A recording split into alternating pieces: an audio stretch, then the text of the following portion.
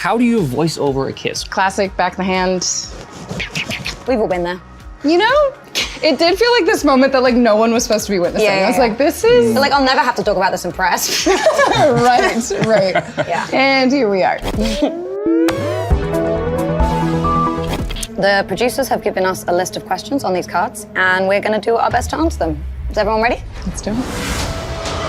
It's common that when you're working on an animated project, you don't get to see the results of your hard work for months or even years. Where were you when you watched season 1 of Arcane? I remember I watched the trailer over and over and over again at my friend's house who has a really big screen. It deserves to be seen in a theater-like experience. It's so epic and it's so big. The first episode, I watched at the premiere. I don't think I've ever been to a premiere like that. No. Especially during COVID, it was like no one knew until like 5 minutes before if they could go. We will show them all.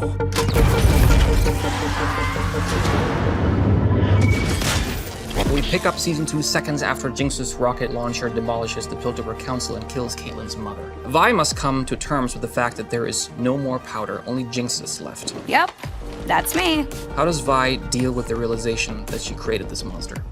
Yeah, how? We go on a journey with her as an audience trying to understand how she's dealing with that realization. If I go after your sister alone, one of us comes back in a box. If you see an opening, take the shot. How far would you go for your siblings? I think the answer is really, really far. Right, and that's I feel like also too a question that she's asking herself this entire season. Where do you draw the line? She's willing to go as far as she can to save her people. And any moment, right, that we're questioning how far is she actually willing to go, even the tiniest glimpse of powder can come through in Jinx, and that's what stops her, if anything. The family dynamics in all of this, just the complexity of it, encouraging her younger sister to keep up with herself. Nobody said that. No, just that you were twice the person at half my age. It makes it worse because she was the one who said there is hope. You're stronger than you think. You can kind of prove your worth, and then people die as a consequence Right. of like her always telling everybody, no, she can be saved, right? And so I think there is a level of guilt. Vi is so lost because it's like she just tried to do the right thing and protect her sister, but in the end, it also just created this tragedy. Powder's gone, Vi. All that's left is Jinx, and she belongs to You're Silco. wrong. She's still in there. Is Jinx really a monster, or just more lost than she's ever been? There's a monster in all of us, guys. God, she has so much to reckon with. She's made so many mistakes, and there's so much insecurity, and there's so much guilt that just threatens to topple her. And, you know, she was also raised by Silco. Everyone betrays us, Jinx. They can all burn. She killed both her dads. I think she's just really, really struggling and really lost. The self-hatred that she has and the guilt, that can be very destabilizing. I think it's very hard to know who you really are when you're just listening to voices. Why did you leave me? Because you're a Jinx. Do you hear me? I don't think she's a monster. I feel sorry for her. Christian. That face says it all. He's like, no. I will lead a strike team into Zorn with 3 objectives. Locate Jinx, dismantle Shimmer, Genius! and neutralize any agents still loyal to Silco. You come up with that?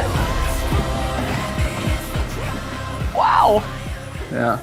Hailee, where is Vi's loyalty? To Caitlyn, Jinx, or Zorn? I know, hard-hitting questions. So much has happened in her life. Leave her out of this. She's not your enemy. She's my sister. And we stick together. I should have been there. For you.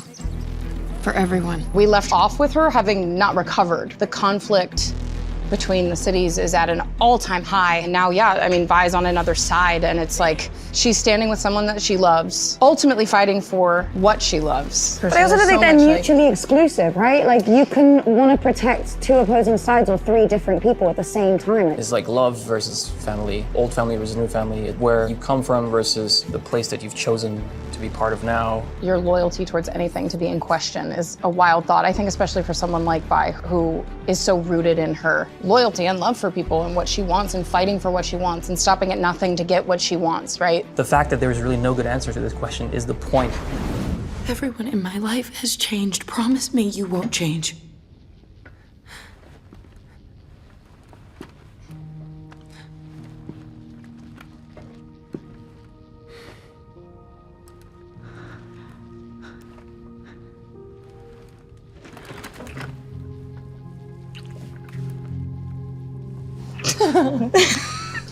I won't.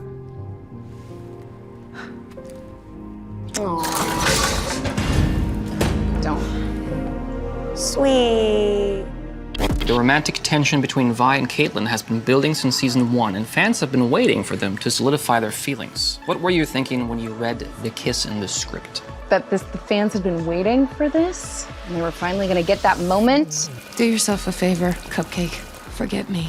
And that more importantly, Vi and Caitlyn, we're gonna get this moment. We know that they see each other and they understand each other and they want that intimacy, but it's obviously very difficult for them to have given the circumstances that they're in. Dialogue before that, it like says it all. Everyone in my life has changed. Promise me you won't change. Vi's in a place where she's lost everything. She's lost anything and everything she's ever felt seen by or close to. The only way she has any of it left is through Caitlyn, and she's now asking a lot of her, asking her not to ever change given what she's now going through. So many people around her have changed. She's also seen Caitlyn like suddenly become like this really dogged leader. So I think Vi's just really scared to commit, you know, because she's lost people so often. Is Caitlyn gonna be another one of those? Is the question for her. And so it's one of the few like really fragile moments for Vi, because she's always such a powerhouse, but here she's just so like, my God, am I gonna lose you too?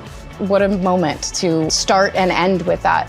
I do think it unlocks this sort of newfound vulnerability. Yeah, I think the lines were really clear for her before, who the enemy is, who the friend is. Now it's become really difficult. She's wearing the uniform of like, you know, used to be the enemy. So I think like just there's a lot in that moment and in that kiss. There's such a payoff and we earned that moment. It's not just like another kiss. I don't know, it's a really beautiful scene.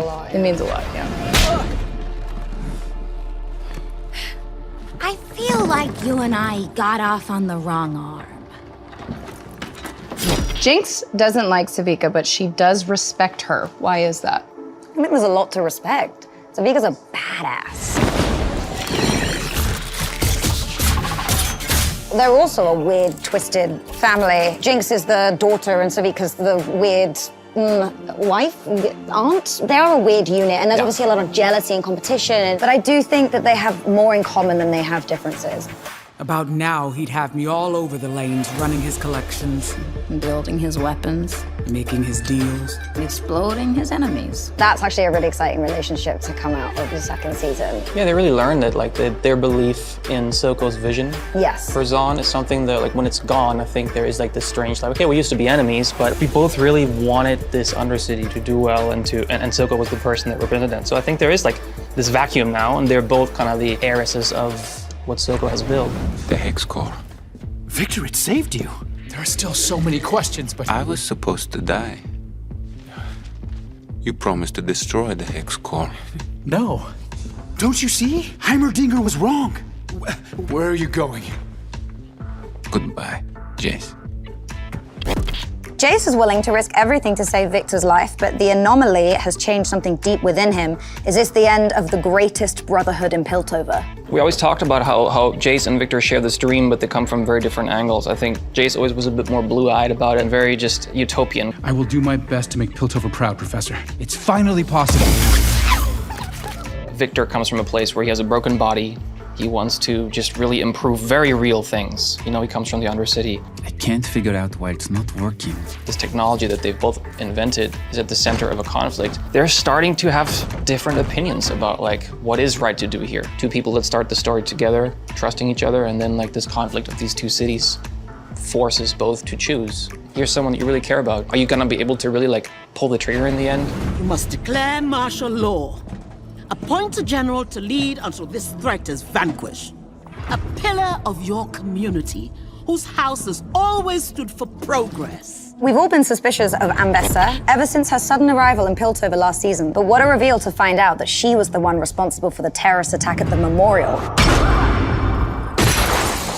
What should we fear most from Ambessa, her power or her manipulation? Piltover is a place of intelligent, educated, smart people, but then someone comes along who just has a very different, very pragmatic idea of how warfare and politics work, and just no one's ready. So I think it is really the combination. Any war that happens here is a victory for her, no matter what. If you could play any other character in this series, who would it be and why? Heimerdinger. Wow. I have seen something of this nature before. I like that. Why not? Do we want to ask why? I don't know. No, you don't. I feel like that'd be a fun one. I really love Mel.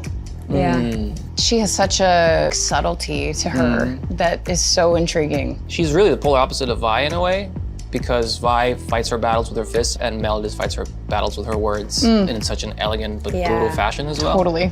Cheers. Glorious. Cheers, guys.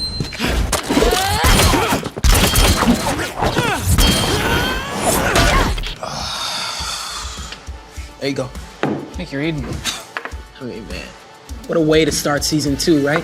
Are Vi and Caitlyn really gonna split? For real? Your mother will have justice. What's Ambessa planning? Who or what was that thing hanging in the back of the doctor's lab? It's creepy. Right? You know the real question? I mean, what in the world happened to Jayce, Heimerdinger, and me, Echo? I have no idea what that is. I mean, who's gonna clean all of Jinx's paint off the council building? Because it's not gonna be me. Thank you guys so much for hanging with us, grabbing a drink with us at the last drop. And please, please stay tuned next week on Arcane Season 2.